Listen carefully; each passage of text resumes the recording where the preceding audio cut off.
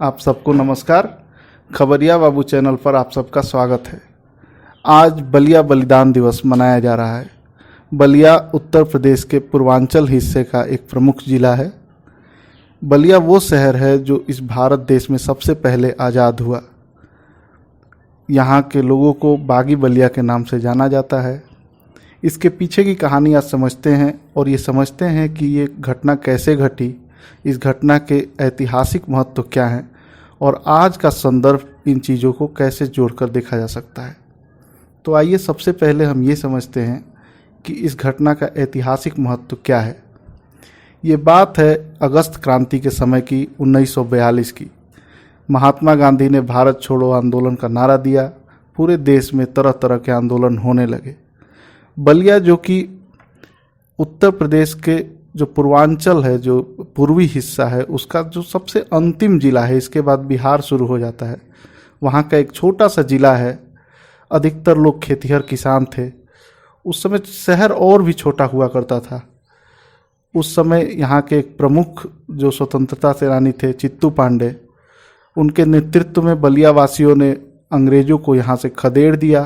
पूरे शहर पर भारतीय स्वधर्म और भारतीय स्वराज का कब्जा हुआ। लोगों ने अपने आप को स्वतंत्र घोषित कर दिया। ये बात 19 अगस्त 1942 की है। लोगों ने खुशी से जेल के फाटक तोड़ दिया और खोल दिए गए और जेल में जितने भी कैदी थे उन्हें मुक्त कर दिया गया। उस समय ज़्यादातर कैदी राजनैतिक कैदी थे जिन्हें अंग्रेज़ों के विरोध के लिए जेलों में बंद किया गया था। इसके बाद चित्तू पांडे जी, जो कि उस समय सबसे बड़े स्वतंत्रता सेनानी थे बलिया के, उन्हें डीएम के कुर्सी पर बैठाया गया और जो अंग्रेज़ों का झंडा था उसे उतार कर तिरंगा झंडा बलिया पे फहराया गया।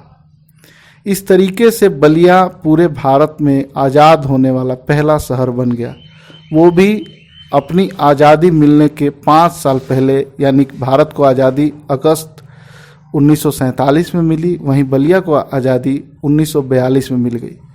हालांकि बलिया एक छोटा शहर है। 3 दिन बाद जब अंग्रेज़ों की पूरी पलटन आ गई तो फिर से बलिया पर कब्जा कर लिया गया और अंग्रेज़ों का शासन हो गया। लेकिन ये बात इतिहास में दर्ज हो गई कि एक छोटे से शहर के लोगों ने अपने ताकत के बल पर, छोटे से नेतृत्व के बल पर इस दुनिया में उस ताकत को सीधे सीधे चुनौती दी जिसका सूरज कभी नहीं डूबता था। उन्होंने यहाँ छोटे से जगह खेती किसानी करने वाले लोगों ने सीधे सीधे ब्रिटेन को चुनौती दी, जो उस समय दुनिया की सबसे बड़ी ताकत माना जाता था, और इसको लोग सम्मान से जोड़कर देखने लगे। बलिया आज़ादी के बाद भी लोगों के मन में ये बात हमेशा रही कि बलिया जो है अलग रास्ता अपनाता है सामान्य लोगों से। जो पूरा एक समाज सोचता है उससे एक अलग दिशा लेकर चलता है। बलिदान की भावना और बागी की भावना हमेशा से रही। इसके वर्तमान निहितार्थ, वर्तमान संदर्भ क्या हो सकते हैं? इस समय जब देश और समाज तमाम चीज़ों से जूझ रहा है, तमाम परेशानियां हैं, अपने तरह के पूर्वाग्रह हैं, अपनी तरह की मान्यताएं हैं समाज में, सामाजिक बुराइयां हैं, आर्थिक विषमताएं हैं और राजनीतिक हिस्सेदारी आम लोगों तक जब नहीं पहुंच रही है, ऐसे समय में ये घटना अत्यंत महत्वपूर्ण हो जाती है। बलिया शहर को पूर्वांचल का एक नेतृत्व के रूप में उभरना होगा, क्योंकि ये जो क्षेत्र है, देश का क्षेत्र, बहुत पिछड़ा क्षेत्र है। यहाँ पे आर्थिक विषमता बहुत अधिक है, उस तरीके से उद्योग वगैरह भी नहीं है, बेरोजगारी भी बहुत ज़्यादा है। तो आज के संदर्भ में बलिया बलिदान दिवस की सबसे बड़ी जो विरासत है और सबसे बड़ी जो प्रेरणा है वो यही हो सकती है कि उस संदर्भ को, उस चीज़ को हम आज के संदर्भ में लागू करने का प्रयास करें। वो जो बलिदान की परंपरा है, वो जो कुछ नयापन करने की, कुछ बागी करने की परंपरा है, उसको आज के संदर्भ में लागू करें। और जो शहीदों का सपना है, वो शहीदों का सपना जो कि बहुत हद तक साकार हुआ, कई हद तक साकार नहीं हो पाया, उसे हम नए सिरे से शुरुआत करें, नए तरीके से सब साकार करके दिखाएं और एक नई ऊंचाइयों पर ले जाएं।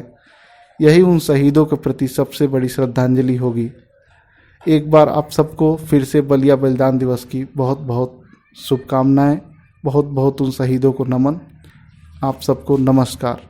कृपया हमारे चैनल को सब्सक्राइब करें, शेयर करें, लाइक करें और कमेंट करके अपनी राय ज़रूर बताएं। धन्यवाद।